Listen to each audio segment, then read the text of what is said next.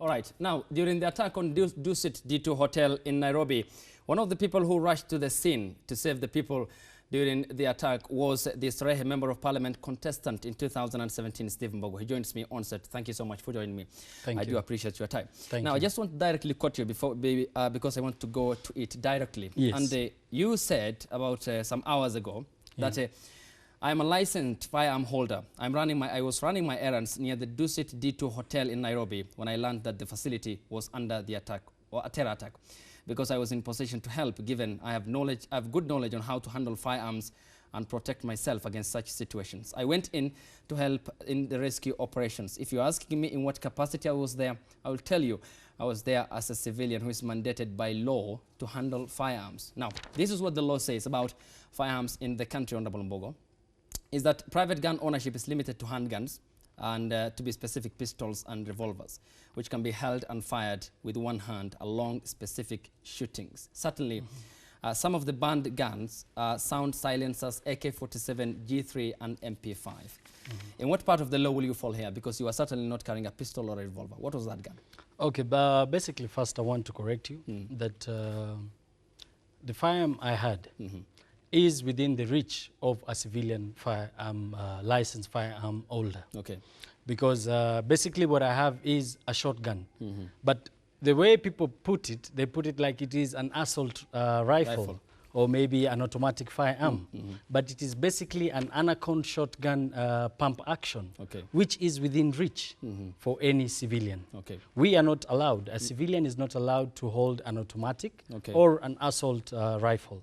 But the maximum you can go when you talk of caliber is the shotgun. And basically what I had is legally by law, and it is a shotgun. And many Kenyans own such.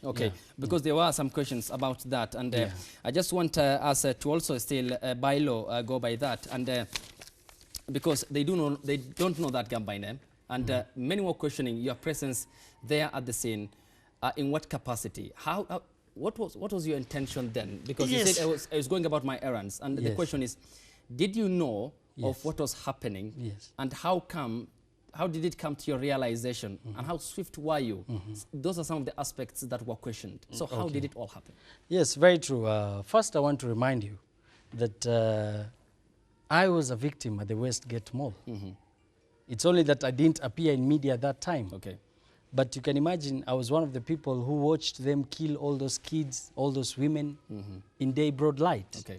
And I made a vow that I, as Steve Mbogo, as long as I'm living and alive and healthy, I will do the much I can within my capacity to help a brother, a sister, a mother, a father, a baby who is in need in such kinds of ordeals. Now, when that thing happened, actually, I was on my way from home, and someone sent me a message. Actually, it was a forwarded message that avoid Chiromo Road, there is an attack. And I'm a regular client at Dusit, actually, and the owners of the property are very good friends of mine. So I called one of the managers. His name is Francis. He used to be the manager of Sankara. Now he's a manager at Dusit. So I called him and asked him, hey, I've seen a very scary message. Are you guys okay? And from his voice, he was panting. And he told me, no, we are not okay. We need help. We are being attacked. Now, in such situations, with my experience, remember I was a victim before. I'm not the kind of person, and for me, I'm not a coward. Let me tell you, I'm a person with a strong character. So I said, as much as we will call for reinforcement, but I have to be there. I know the feeling of you being rescued when you're in such a situation. You can see from the pictures, the clips, the people who are being saved. You can see from their faces how they were traumatized. Now, can you imagine someone getting you out of that situation? I being a victim before. You remember there's a gentleman by the name Ben Mulwa who apparently wanted to vie for the ANC presidential nomination in 2013. And he was all over media about the Westgate attack. When the attack happened, he was in my car. We were together. So we have experience and we know how it feels. So what I did is I rushed home. I picked up my firearm from for purposes of clarity, you have been informed. This is the chronology. You have been informed of an attack. You sought the required information, which was the vital information. So at the time, you did not have the gun in your possession. No. I rushed home. You have to rush back home. Because I was near home. I was in Karen Road. So I rushed and I drove very fast. Okay. I can remember my hazards were on. Okay. And I rushed as fast as I could. I personally, I've told you, I'm a regular client at Dusit. Okay.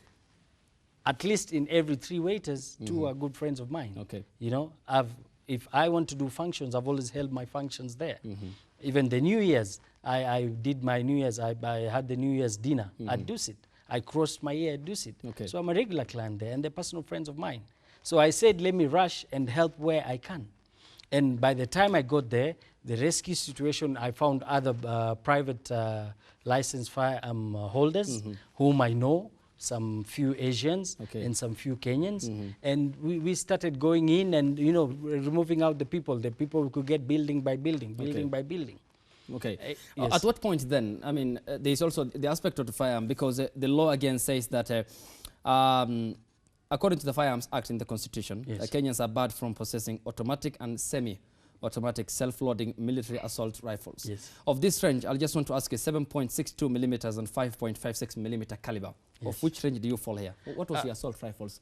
I mean, millimeters, of the... Yes, that is a 12. Of the gun you had. It's a 12 Mbogo bullet shotgun, which is allowed by the law.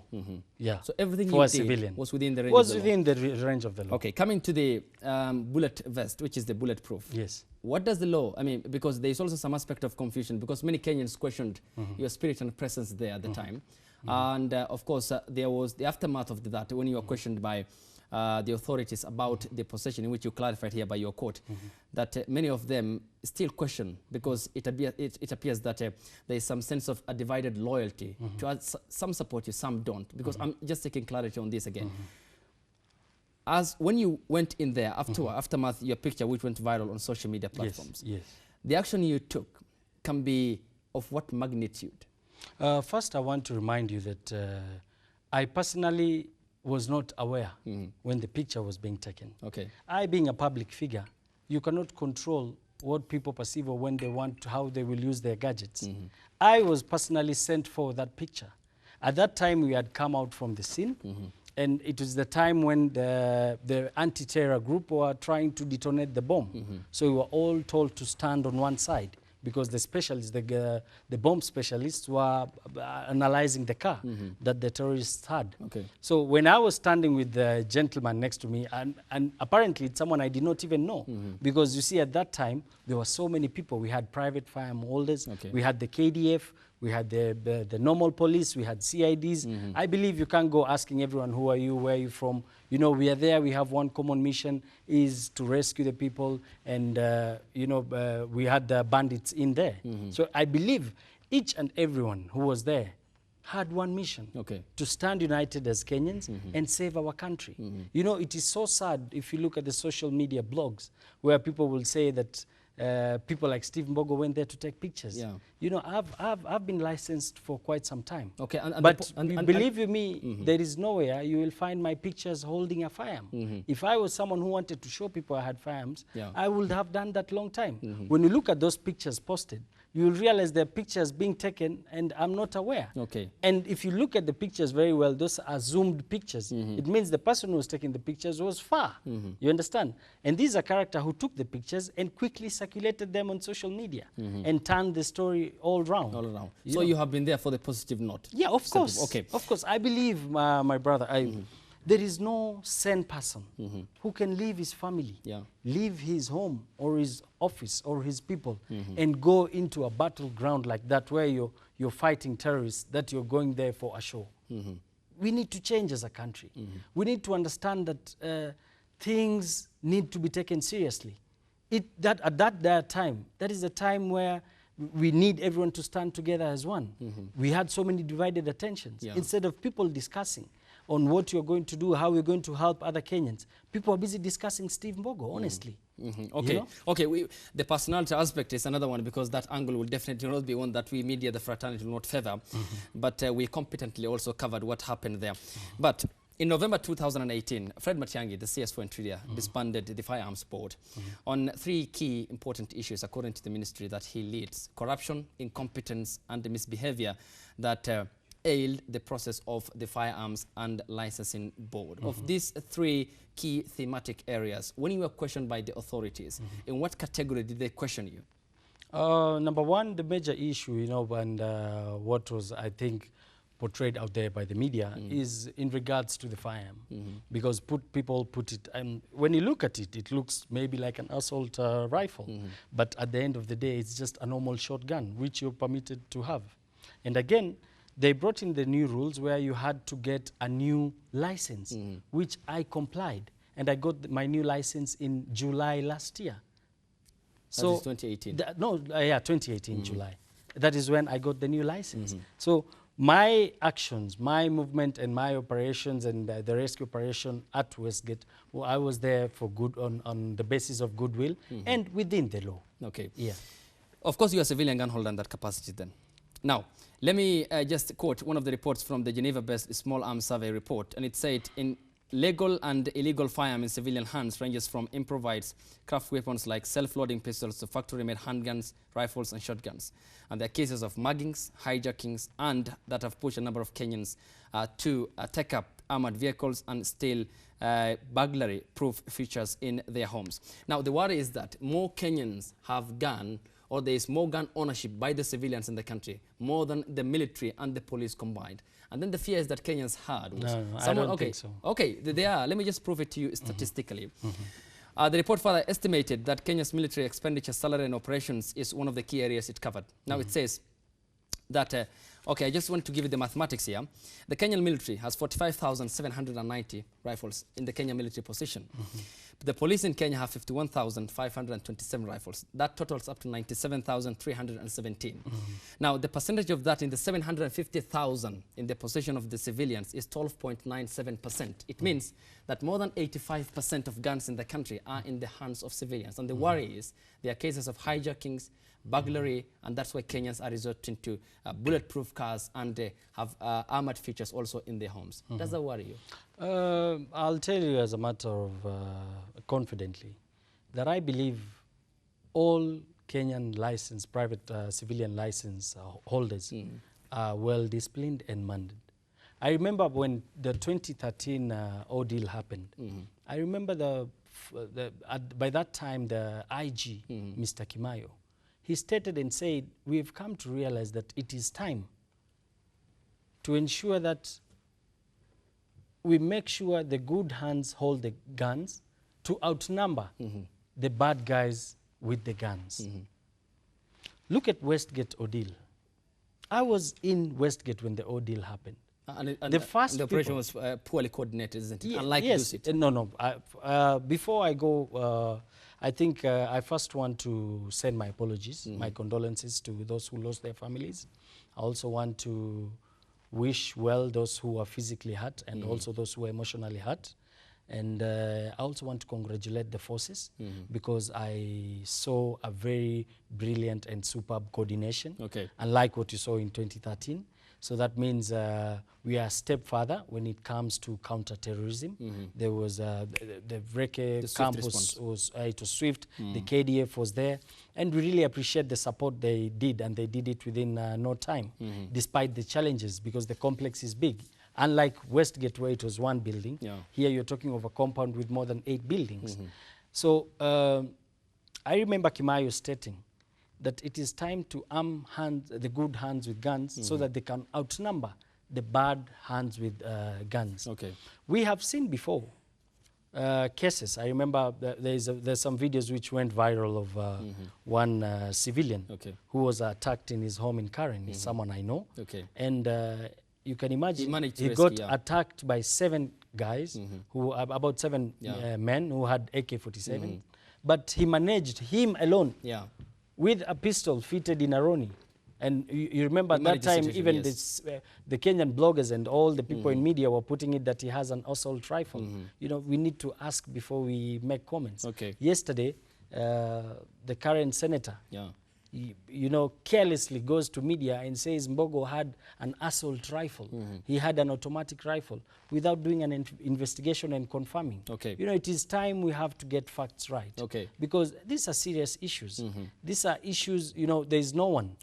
I believe it is not a must for you to go in and rescue by fighting. Okay. I saw very poor people and simple people at that day who will go to canteens and buy water and give the bottles of water to the askaris. Okay. I saw people, young boys, even from the university, they will go and buy milk. Okay. That is what you call the voluntary support. And of course, you clarify there around that, because the authorities, you have of course, questioned you on when that picture went viral. Okay, now you have given me plenty of reasons, but there's no adequate address to the question I earlier posed. And let me now put it at the global front perspective and across the region. Now, across the world, and there are more than 1 billion firearms in the possession of, across the world, global circulation. That was in a report which was carried out by the Geneva-based organization in 2017. Of that number, 857 million are in possession of civilian capacity or civilian hands. And in Kenya, the British oil explorer Tullow in Turkana County suspended all its operation because of banditry and attacks from gunmen, to an extent that such an economic activity has been postponed because of security. Does it threaten you? Does it also concern you, not threaten you, that 1 in every 100 Kenyans has a gun, and out of the 750,000 private arms, only 8,136 are registered, rarely 1% paltry, and 99% in the country are illegally held? Does it worry you? Is it not a national security crisis? And I believe the police, because I've been in contesting, I'm always on the ground, and I've seen, for the last 5 years, I've seen the change when it comes to cases of robbery and theft. It's really gone down, because for me, I always speak to the youth and I advise them and I tell them, this is not the way to go.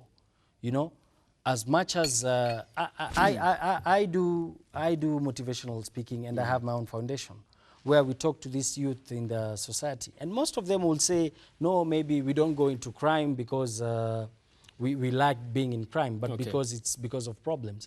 But you see, again, it goes back to our leaders. Sometimes we fail to create directions for them, and because of the culture of even being lazy by them, they think the easiest way to acquire wealth or to acquire money is through theft.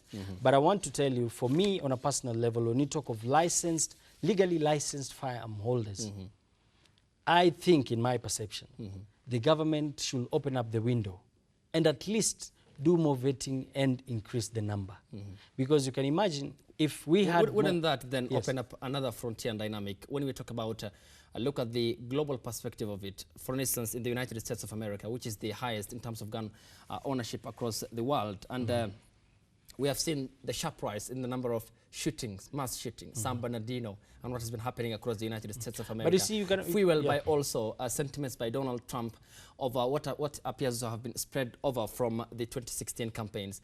Wouldn't your proposal then open up new frontier? Because we also have cases of violence where we have seen suicide and many people killing using machetes and fires. But let me tell you, if they are allowed to carry guns, wouldn't that violence expand? Wouldn't we have cases of killings, family members and violence, domestic violence? The difference is, when you go to America, the process of acquiring a gun is not the same as Kenya. In Kenya, you really need to prove the reasons why you need a gun.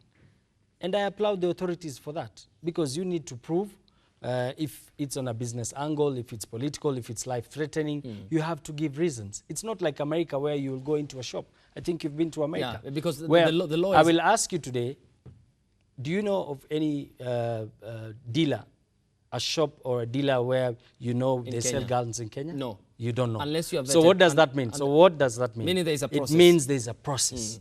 But in America, you walk in the streets, you'll get guns. What we get here for $2,000, you'll get there at $150 to $100. So I don't think we can reach that level that America is today.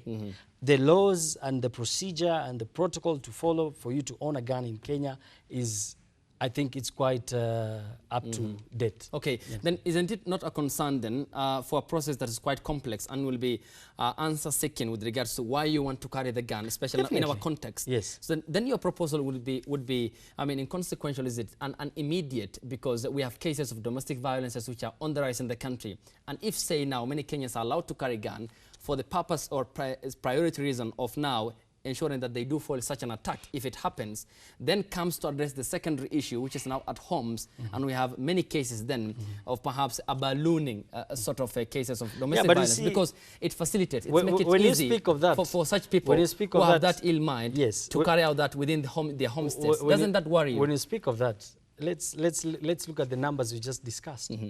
You said, as per your numbers, apparently the license, we have quite a huge number of people handling guns. But you're a reporter. How many times have you read news about people using the guns on their wives or in the families? It's very rare. Very rare. So what does that tell you? There is the discipline part of it. I believe most of the people who are licensed are disciplined. You understand? When you have a gun, it's not just anything. It's not a phone in your phone or on your waist or a belt. You know, this is a matter of life and death. What is the primary purpose reason then for them to take up the guns? Because if, say, the fear is that I have also for the purpose, because we've been covering stories about domestic violences which have been on the rise, which have been sharply increasing. And the point is that if they are allowed to carry, some of them already do have, but these are illegal firearms, then how will the authorities register such people? Because the vetting process also seems, according to you, is quite tedious. And of course, you'll be expected to prove why you want to carry the gun until the final point of the IG, the Inspector General, ensuring that he does give the authority. One of the requirements you need before they issue a license is a letter from a psychiatrist. You need a letter where you're checked and they confirm you're of sound mind. If you're temperamental and the psychiatrist thinks this person is not worthy to hold a gun, you cannot be issued with that letter and you cannot be issued with a gun. So as I've said, the procedures, the threshold of owning a firearm in Kenya, I think is one of the best in this world. Yes. Okay, so you propose that we take up the guns? To some certain limit, yeah. Because I will tell you, as a matter of fact, on a personal level, it's reaching a time where we are getting tired. We are sick and tired. Because when you leave your family at home, you know, I saw the people who were shot. Most of them, some of them died in the scene. You can imagine those are people. I saw an old man who owns a restaurant in town of Somali generation. And this tells you terror has no tribe, terror has no religion, terror has no color or race. This tells you we are going to a point where you leave your family in the morning and you don't know if you'll see them later in the day. You know? So I think I applaud the security system of Kenya. But again, I will want, we as Kenyans, I urge all the Kenyans to work hand in hand with the government. I believe the basis of such information and counter-terrorism, number one is intelligence. And the best intelligence system is through support from the Kenyans. If there is any Kenyan who knows of any news, any threat, any funny character, please go and report to the nearest police station. Yes. On that note, Honorable Stephen Mbogo, we'll leave it at that. Thank you so much for the clarity. Thank you. Okay, Joseph, are we taking a break? Okay, we take a short break. When we come back, we look at it from the psychological perspective. I'll be speaking to Kagondu Jr. and Sandra, who will be giving me the experiences with regards to the mental stretch that is needed and the muscle to withstand an attack of such magnitude in the country. Of course, our attention will be on the Dusit D2 hotel in the Kenyan capital, Nairobi, in which Al-Shabaab militants claim responsibility for the attack, despite the brave act by the Kenyan security agencies to rescue more than 700 people in the 20-hour siege in the upscale Kenyan neighborhood of Westlands in the Kenyan capital, Nairobi. I will see off Honorable Stephen Mbogo. We'll change the set to the other end and come back with News Compass.